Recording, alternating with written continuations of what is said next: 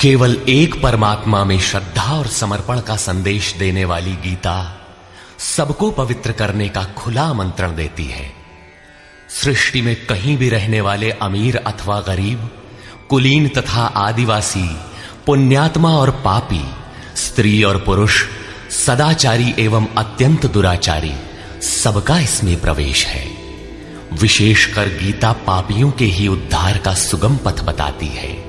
पुण्यात्मा तो भजते ही हैं। प्रस्तुत है उसी गीता की अद्वितीय व्याख्या, यथार्थ गीता का कैसेट प्रसारण।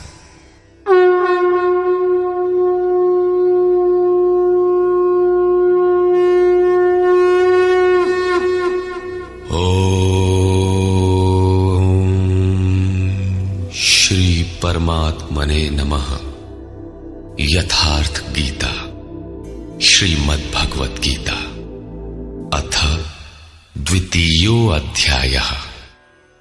प्रथम अध्याय गीता की प्रवेशिका है, जिसमें आरंभ में पथिक को प्रतीत होने वाली उलझनों का चित्रण है। लड़ने वाले संपूर्ण कौरव पांडव थे, किंतु संशय का पात्र मात्र अर्जुन है। अनुराग ही अर्जुन है। इष्ट के अनुरूप राग ही पथिक को क्षेत्र क्षेत्रज्ञ के संघर्ष के लिए प्रेरित करता है। अनुराग आरंभिक स्तर है।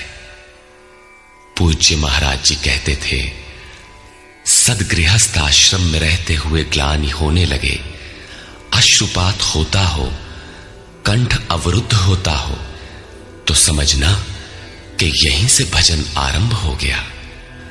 अनुराग में ये सब कुछ आ जाता है। उसमें धर्म, नियम, सत्संग, भाव सभी विद्यमान होंगे।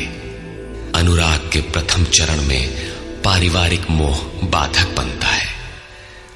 पहले सभी चाहते हैं कि हम उस परम सत्य को प्राप्त कर लें, किंतु आगे बढ़ने पर वो देखता है कि इन मधुर संबंधों का उच्छेद करना होगा। तब हताश हो जाता है। वो पहले से जो कुछ धर्म कर्म मानकर करता था, उतने में ही संतोष करने लगता है। अपने मोह की पुष्टि के लिए वो प्रचलित रूढ़ियों का प्रमाण भी प्रस्तुत करता है, जैसा अर्जुन ने किया कि कुल धर्म सनातन है।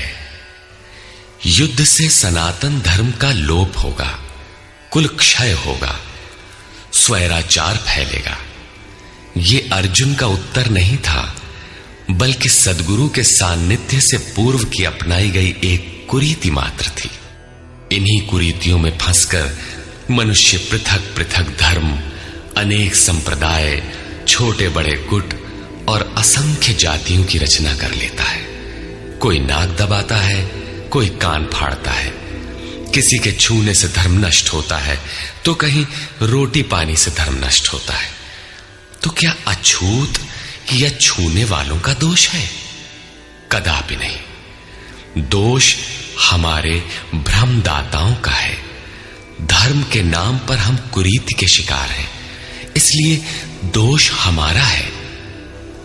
महात्मा बुद्ध के समय में केश कंबल एक संप्रदाय था, जिसमें केश को बढ़ाकर कंबल की तरह प्रयोग करने को पूर्णता का मानदंड माना जाता था।